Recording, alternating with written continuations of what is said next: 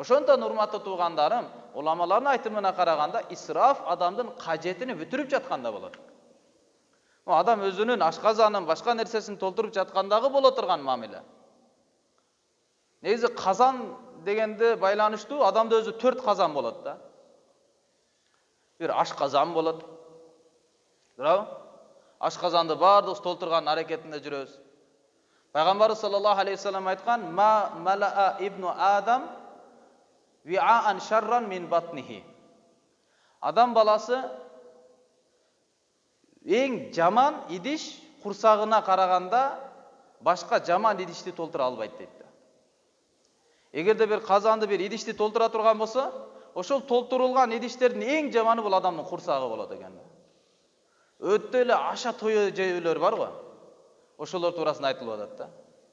Эгерде дейт ал жей турган болсо, адамга зарылчылык болсо, анда ушундай бир жесин, адамдын ошол бели түстүрө турган деңгээлде тамактансын, азыктансын. Мындайча айтканда, жашоодо, жашаш үчүн, жумуш кылыш үчүн, ден соолугубуз болуу үчүн, күч кубатыбыз болуу үчүн тамак жесин дейт. Нафсини кандырыш үчүн эмес да. Нафсини ээрчип туруп эмес. Тамак үчүн атайын сапарларды кылып туруп барып тамак жеш эмес. Эгерде зарычылык болсо, анда өзүнүн белини тургуза турган юкумна сулбаху, белини тургуза турганчалык деңгээлде тамактансын дейт. Фасулуху сулусуху литаамихи. Ашказандын 3/1 тамагына болсун дейт. Васулусуху лишарабихи, васулус лишарабихи. 3/1 иче турган суусундугу үчүн болсун. Жана 3/1 линафасихи, аны дем үчүн бошотуп койсун дейт. Башка хадисте пайгамбарыбыз саллаллаху алейхи вассалам айткан: "Нахну каумун ла наакул хатта нажу, ва ида акална ла нашба." Биз ушундай элбиз дейт. Ушундай коомбуз. Курсак ачмайынча биз тамактанбайбыз. Курсак ачмайынча биз тамактанбайбыз. Курсак ачмайынча жебейбиз. Качанда жесек, тойо жебейбиз деген да. Биз ушундай элбиз. Курсак ачмайынча тамактанбайбыз. Качанда жесек, тамактансак, тойбойбуз депчи. Ушул хадисте өткөндө бир араб бир устазыбыз менен отуруп калсак, ал киши айтат: "Сиздерде дейт, кыргыздарда ушул хадистин биринчи жана акыркы сөзү гана колдонулат экен" дейт да. Ал кандай? Биз ушундай элбиз, тойбойбуз. Ушул эле эстетилет экен дейт. Биз ушундай элбиз, курсак ачмайынча тамактанбайбыз, жегенде тойо жебейбиз. Бунун баары кетет экен, биз ушундай элбиз, тойбойбуз деген эле калат экен дейт. Ушул эки эле сөз калат экен силерде дейт да. Ошондон урматтуу туугандарым, бул хадистин максаты тойбой жүргүлө деген сөз эмес. Кээ бирлер ушинтип түшүнүп алат. Тойсо болот, шарият уруксат берет. Пайгамбар алейхисалам толтура жерде тойо жеген, сахабалар тойо жешкен, булар бар. Тура мисалы Суфа элине тамактандырайын дегенде пайгамбар алейхисалам Абу Хурайра радиаллаху анхуну чакырды. Азирет Абу Хурайраны чакырып сүт берди колуна. Барып Суфа эли деген үйү жок, мечитте атайын бир белги бар эле, ошол жерде жашап аткан сахабалар болчу. Ошолорго барып бул сүттү бергениң деди. Барып сүттү ичти. Абу Хурайрадан фасакайтуху, мен аларды дейт, сүт менен сүт ичирдим дейт. Равау, алар барды курсагы тойду дейт. Курсак тойгонго чейин аларга берди. Бир эле идиштен бардыгынын курсагы тойду. Кайра пайгамбар алейхисаламдын алдына алып келди. Пайгамбардын бир муъжизаларынан да. Алып келгенде пайгамбарыбыз айтты: "Ишраб я Абу Хурайра. О Абу Хурайра, сен да бул сүттү ичкениң" деди. Абу Хурайра да аны ичти.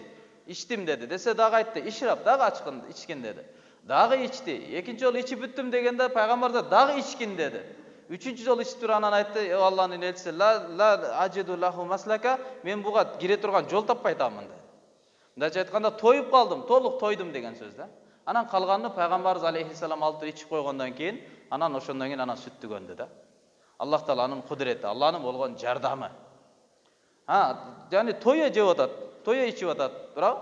Мисалы Хандакта дагы Жабир радиаллаху үйгө чакырганда эт союп, бардыгы тойгонго чейин жеген. 10 адамдан кире берген. Толтура бардык эл келип туруп кирип тамактанган, бир аз эт, бирок бардыгын тойгозган да. Тойо жөө сахабалардын жашоосунда бар. Пайгамбар алейхиссаламдын тарыхында бар. Бул хадистин мааниси эмне? Бул хадистин мааниси исрап кылбагыла деген сөз. Исрапкерчиликке жол бербегиле деген сөз. Жөн эле тойо жеп, муктаждык бүтүп турса, муктаждын үстүнө эле кайра жей бербегиле деген сөз. Себеби бул адамдын дүйнөсүндө, акыретинде буза турган нерсе. Дүйнөсүн дагы, акыретін дагы бузуп кое турган нерсе, урматтуу туугандар. Демек, биринчи казан эмне экен? Бул адамдын ашказаны бар экен да. Ошол ашказанга байланыштуу исрапкерчиликтен чыгалы да. Ден соолугубуз чын болот. Көп нерселерден арылабыз. Аз көп жеп алгандык себептен канча ожирение болуп атат, туурабы? Жүрөктөр токтоп калып атат. Канча оорулар пайда болуп атат адамдачы. Тромб пайда болуп атат.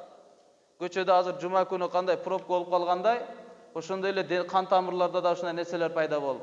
Адам мурда негизи пайгамбар алейхиссалам ушул хадисте айтып атат, жегенге чейин биз тое жебейбиз. Мындайча айтканда, арыктыкты мактаган да, адамдын арык болгонунчу. А мурдагы элдер ойлогон экен, семиз адамды ден соолуктуу адам деп ойлошчу экен да. А жакында эле түшүнүптүр, көрсө семиздик бул адамдын оорусу экендигинчи. А пайгамбарыбыз муну 14 кылым мурун эле айтып койгон да. Көп жей берүү семирип кетти, бул оору калып барат экендигин, дүйнө ахиретини бузат экендигини пайгамбарыбыз айтып койгон. Экинчи казан кандай? Төш казандар бар кээ бирлер, туурабы? Барат, денеге берет, денен эле болгон мээнети, бирок анын ички дүйнөсү, акыл сезими бунусу артта калып кеткен да. Дагы бир казан бар, баш казан дегендер бар. Бир гана башка мээнет кылгандар бар. Ар кандай маалыматтарды месине толтуруп алып, буну буга чагылдырмай, буну буга чагылдырып, ортодо провокация, ар кандай ызычууларды чыгарып, тактабай эле ардекелерди сүйлөй берип, баш казандар бар да, башыны толтуруп жүргөндөр бар. Төртүнчү казан бар, буну рух казан деп коет, адамдын рухун азыктандыргандар бар. Рух бул Аллахтын затынан чыккан, адамдын денесине коюлган нерсе, Алланын буйругу менен келген нерсе рух, жан, жана бул Алланын буйруктарын аткаруу менен азыктанат да. Алла эмне кыл деген болсо кылсак, эмнеден тыйылгыла деген болсо, токтогула деген болсо токтосок, мына ошо менен азыктана турган бул казан болуп эсептелет да, биздин рухубуз. Ошондуктан урматтуу туугандарым, шариат Кур'ани Каримде, хадиси кудсиде, хадистерде ислам дини бул адам баласыны жебегиле, ичпегиле, денеңерге мээнет кылбагыла, бирдеке окубагыла, үйрөнбөгүлө деп айтпайт. Бардыгыны кылгыла дейт. Мына хадиси шарифте пайгамбарыбыз айткан: "Кулу ва тасаддаку валбасу". Жей бергиле, садака да бере бергиле, байлыгыңарды сарттай бергиле, тосуу жок. Сарттай бергиле, садака кыла бергиле. Жана кийим кие бергиле дейт. Бирок фи гайри исрафин вала махила, исраф кылбастан, чектен ашпастан, вала махила, мактанбастан кылгыла дейт да. Мактанбастан, башкаларга текеберленбестен, мен синбестен башкалардын алдындачы. Мындайча айтканда, ислам маданият урматтуу тууган, жегиле деген, ичкиле деген, сүйлөгүлө, илим алгыла, үйрөнгүлө, баарын кылгыла, сарттагыла, бирок өзүнүн